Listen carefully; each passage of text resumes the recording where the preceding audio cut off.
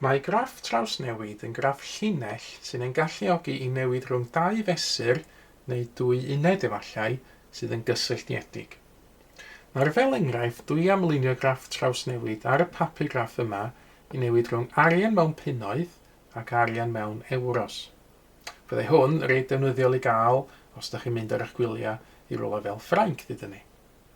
Felly, dwi angen ychydig wybodaeth am y cysylltiad rhwng arian mewn punnoedd ac arian mewn Ewros. Dwi angen felly y gyfradd cyfnewid yn Saesneg the exchange rate.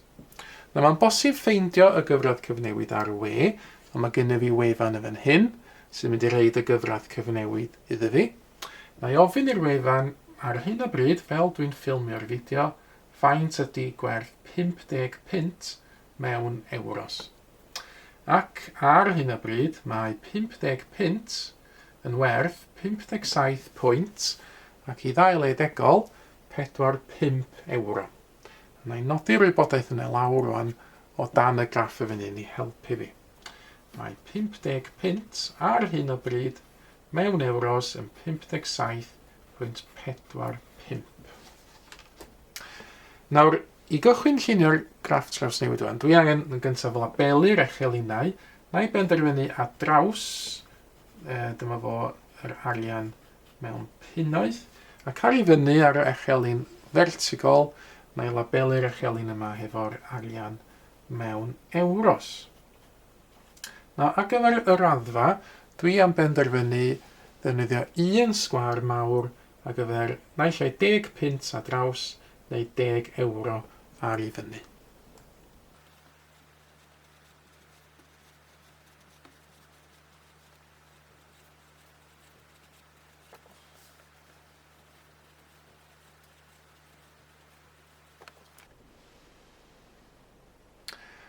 Nesaf, dwi angen plotio'r pwynt yma ar y graff, felly mynd 50 ar draws, 50 punt ar draws, a wedyn cystal o dwi'n gallu, gorau dwi'n gallu mynd 57.45 i fyny, felly tua 57 a hanner.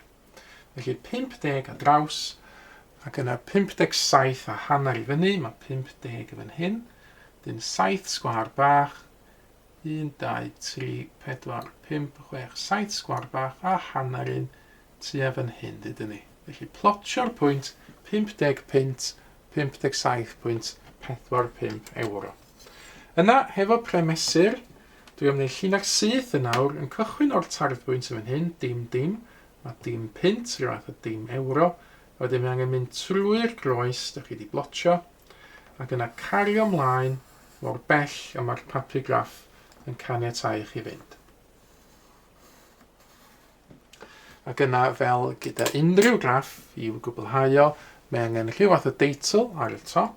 Mae hwn yn graff trawsnewid rhwng arian mewn punnoedd ac arian mewn Ewros.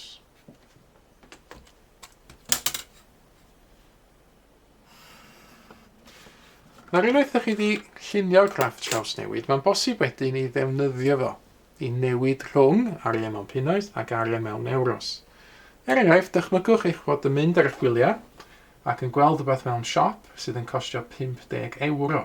Wel, faint fysa gwerth hwnna mewn punnoedd? Wel, i ffeindio allan, ydych chi'n defnyddio'r graff trawsnewid fel yma. Cychwyn yn 50 euro, y fan hyn, mynd ar draws, nes ydych chi'n taro llinell eich graff trawsnewid, ac yna mynd i lawr yn syth. A dyn ni'n gweld y fan hyn bod 50 euro yn werth tua 43 punt. Felly 50 euro yn 43 punt. Neu mae hwnna'n amcamgyfrif dweud y gwir, felly symbol amcamgyfrif y fan hyn. Os yna'n bosib mynd y ffordd arall hefyd, enghraifft faint fysa 70 punt.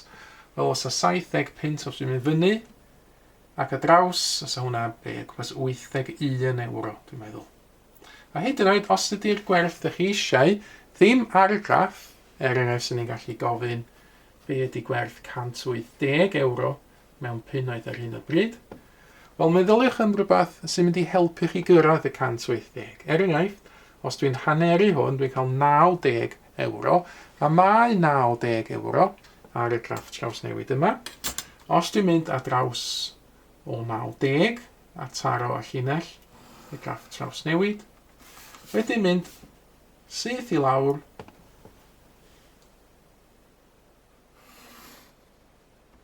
dwi'n gweld byddai yn gyntaf 90 euro o gwmpas 78 pint.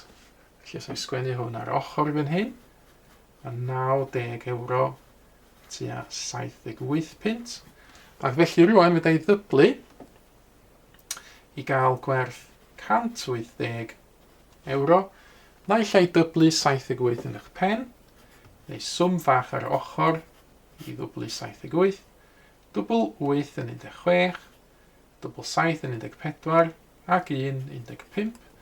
Felly, 180 euro o gwmpas 156 pint, a mae hwnna wedyn yn ateb yn cwestiwn 1 fan hyn. Eto 180 euro o gwmpas 156 pint. Nawr, fel ymarfer ydych chi nawr, beth am i chi geisio llunio graff trawsnewid rhwng arian mewn punnoedd ac arian mewn doleri.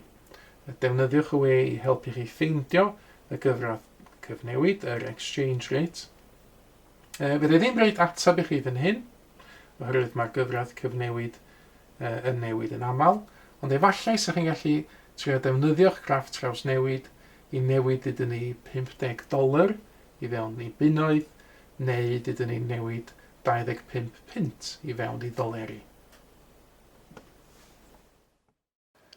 Mae mwy o fideos adolygu ar gael ar ein sianel YouTube Adolygu Mathemateg. Am y newyddion diweddaraf neu holi cwestiwn, dilynwch ein cyfrif trydar @Mathemateg. Neu ewch i'n gwefan www.mathemateg.com am fwy o adnoddau adolygu.